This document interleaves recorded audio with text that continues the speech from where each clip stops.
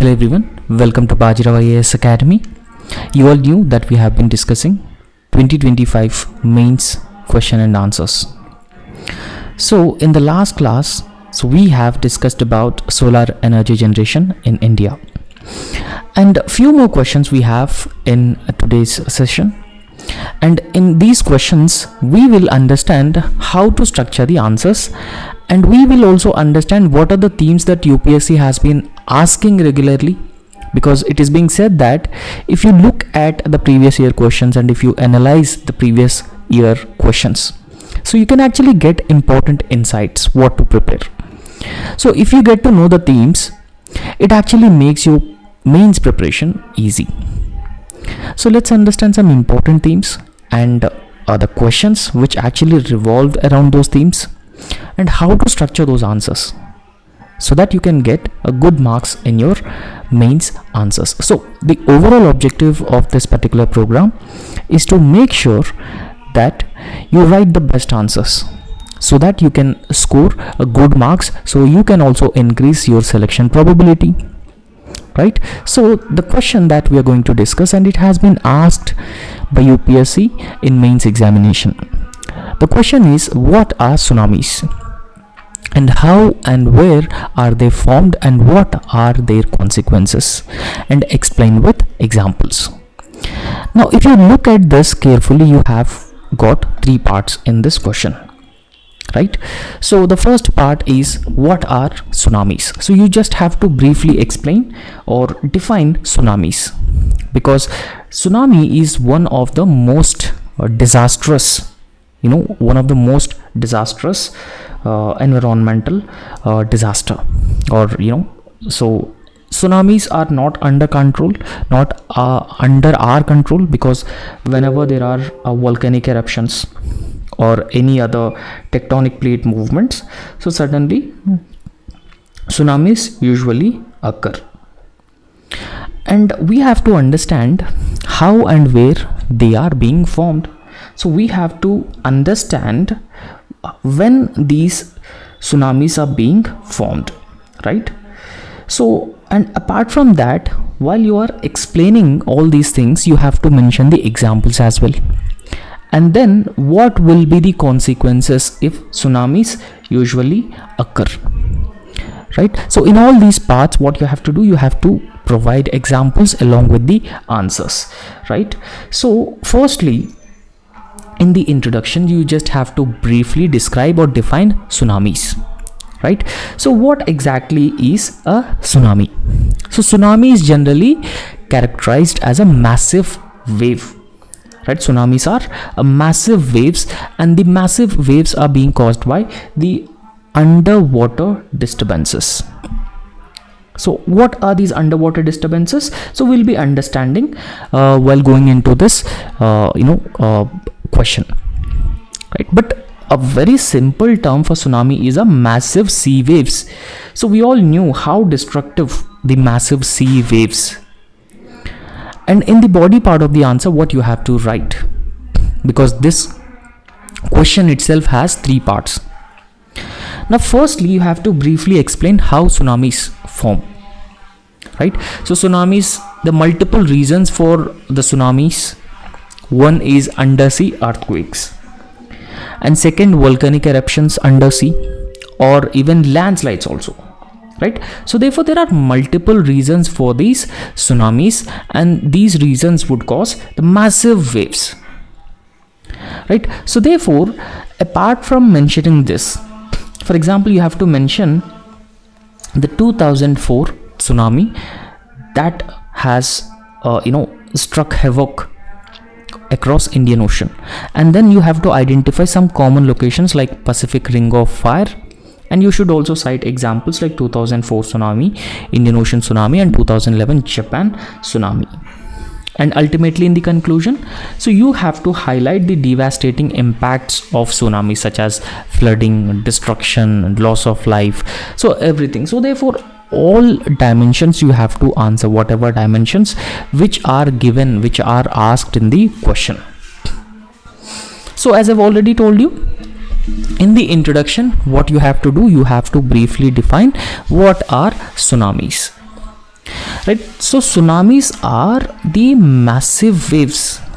Tsunamis are massive waves, and in fact there are several videos on YouTube, right? So you can observe those massive waves also, right? So tsunamis are massive waves, and the massive waves are caused by sudden or powerful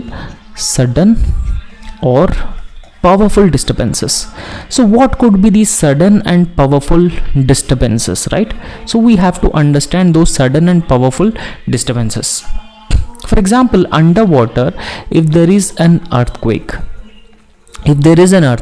so this earthquake undersea could trigger a massive wave, because these earthquakes release a massive amount of energy, and that energy would further trigger a massive wave, which is also called as tsunami. Now, apart from earthquake, volcanic eruptions may also disrupt a large amount of water that would eventually causes tsunamis. And in fact, landslides may also causes a massive waves, and along with that the meteorite impact. This meteorite, if this particular meteorite hit the oceans, so that could also releases a massive amount of energy, and that could displace a huge amount of water, and that eventually results in massive waves, which is called as tsunami, right? I hope it is clear for you, right? So however, if we talk about the tsunami, so what exactly is the meaning of this word tsunami? Now, tsunami is a combination of two words. One is tsu and another word is nami. Now here tsu actually means harbor, right? So this is harbor, and nami is waves. So ultimately the meaning of tsunami is harbor waves, right? So the meaning of tsunami is harbor waves. So let's understand how tsunamis are being formed, because it is also important for us to understand how the tsunamis are being formed, because this is the question that has been asked, and apart from that, in the question it has also asked you to provide the examples as well. Now when you write the causes, so you should have to write the examples as well, right? So firstly, as I've already told you, that undersea earthquake is most common reason for the tsunamis, right? So undersea earthquake is the most common reason, and one most vulnerable area is Pacific Ring of Fire. So I hope you knew where is this Pacific Ring of Fire.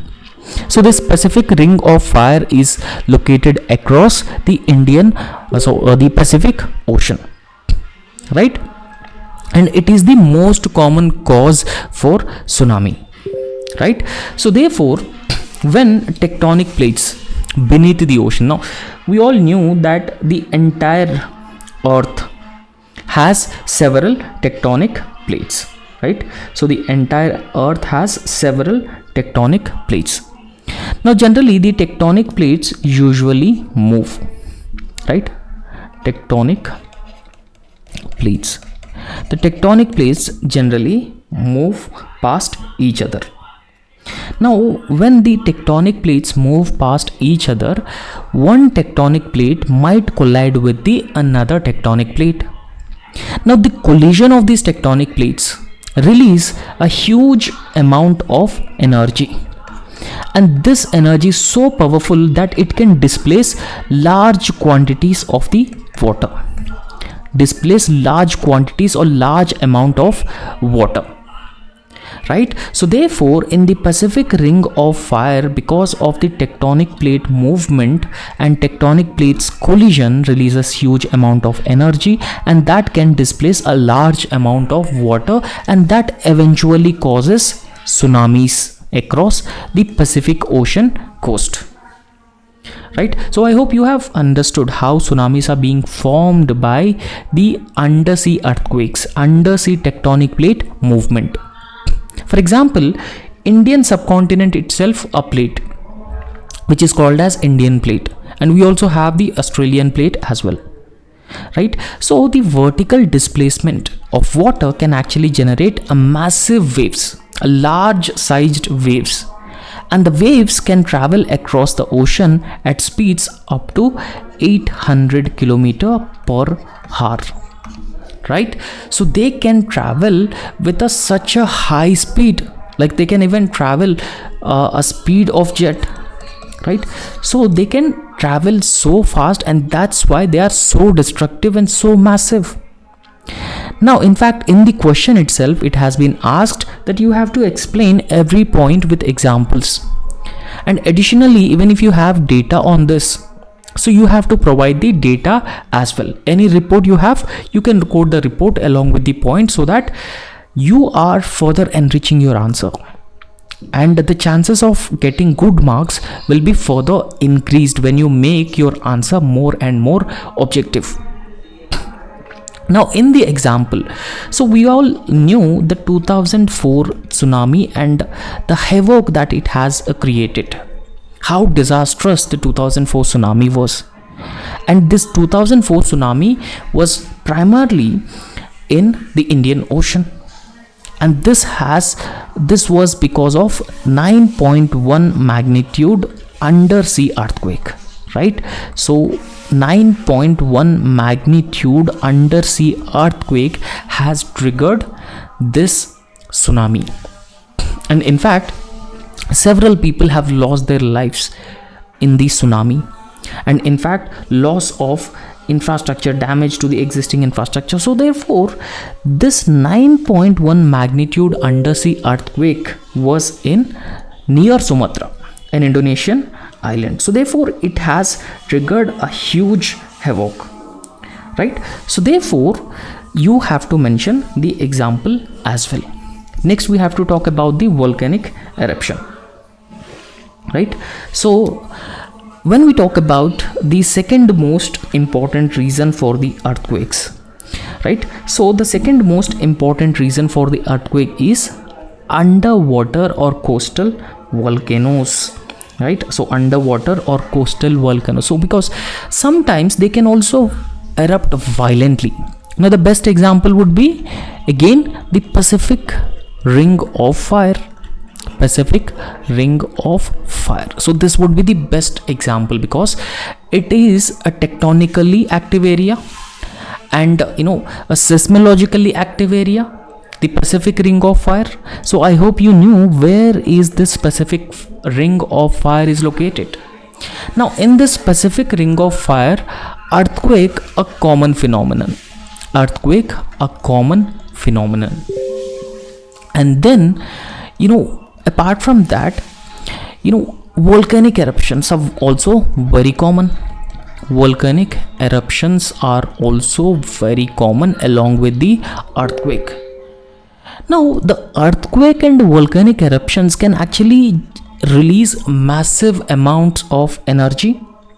So, massive amount of energy can easily displace a huge quantity of water, and that would eventually result in massive waves, right? So that would eventually result in massive waves. So what we call these massive waves? Tsunami. These massive waves are known as tsunami, right? So what is the meaning of tsunami? Tsunami is harbor waves, right? So in the question itself, it has been asked that you should mention the examples as well along with the answer.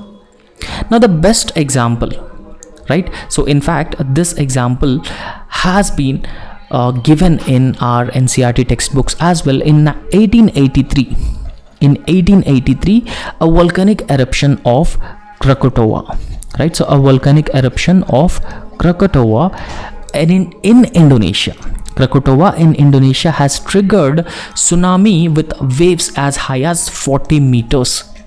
Now imagine the waves with the 40 meters height, right? So they are like a huge skyscrapers, right? So therefore a huge height. And in fact the Krakatoa tsunami has actually killed 36,000 people. So therefore imagine, at that point of time population was not so dense, right? So population was not so dense, and even people who are living in the coastal areas are also scarce. But now imagine how dense the population is, particularly in South Asia and Southeast Asia. If such a tsunami of 40-meter height triggers again, how disastrous it would be. How many lives would be lost, right? So therefore, tsunami is the worst disaster, because 40-meter height tsunami waves are, they create havoc, they create complete disaster, right? So that's how you can mention such examples along with the each point, right? So first is earthquake. So earthquake can trigger tsunamis. Volcanic eruptions, they can also trigger tsunamis. And thirdly, underwater landslides, right? So underwater landslides can also trigger tsunamis. Now generally, what exactly is a landslide, right? So landslide is the sudden or quick movement of the top layer of a mountain, right? So under the influence of a gravity. Now don't you think that underwater there are a huge mountains, and in these huge mountains landslides also very frequently and very commonly occur. Now don't you think that whenever such a landslide takes place, now landslides have the power to even change the course of the rivers, right? So they can even change the course of the rivers. So therefore, underwater landslides can easily generate a huge amount of energy. They could displace the water, and this displacement of a water would finally trigger a large and massive tsunami waves, right? So underwater landslides usually occur because of the earthquakes. So in case of a earthquake at a places like Pacific Ring of Fire, so that would easily trigger the landslides, and that landslides would also displace the massive amounts of water, and the displacement of the water would cause tsunami. All right. And the example would be in 1998, a landslide off the coast of Papua New Guinea. So it has caused a tsunami, killing more than 2,100 people, right? So this tsunami in Papua New Guinea has caused tsunami, and that has killed 2,100 people. And a next major reason is meteorite impact, right? So meteorite impact is also another major reason, right? So although it is rare, but a large meteorite, imagine a large meteorite that hit the ocean with a huge force, and that can also release a massive amount of energy, and that could displace the water, and that can again cause tsunami like massive waves, right? So therefore, these are the major causes of tsunami.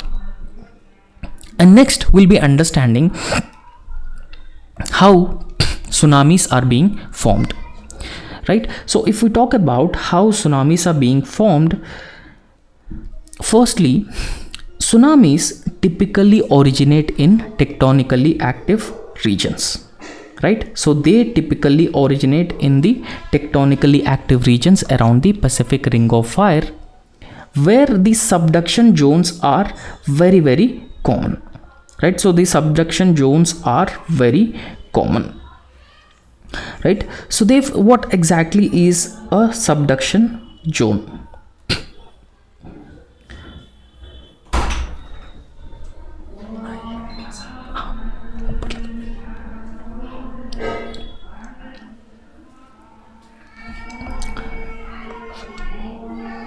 So if we talk about this subduction zones, so there are two plates. When the two plates they collide with each other, so that is a subduction zone, and that area also generates a massive amounts of energy, right?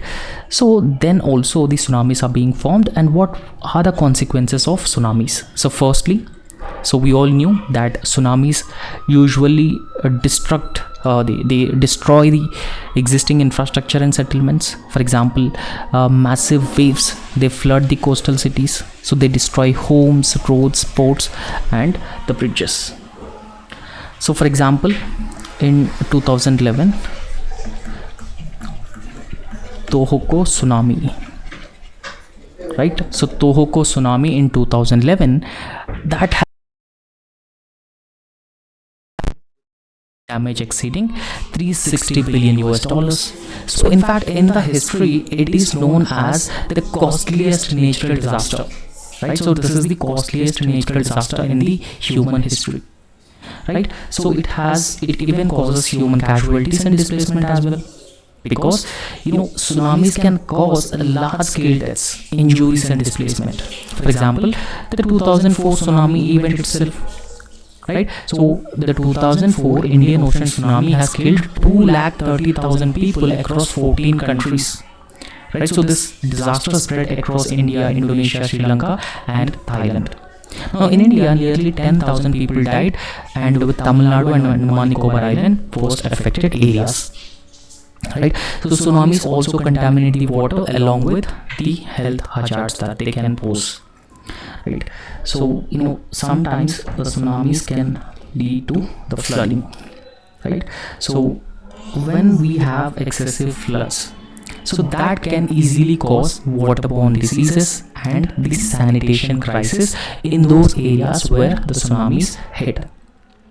It's contamination of the existing freshwater resources, for example drinking water, agriculture. Example was again 2004 tsunami, right? So ports in Indonesia, Sri Lanka saw outbreak of cholera and dysentery. So therefore we have disastrous consequences in case of a tsunami, right? So therefore we have to take the mitigation measures. So you have to emphasize on the mitigation measures and disaster risk reduction in line with the Sendai framework on disaster risk reduction and Hugo framework on disaster risk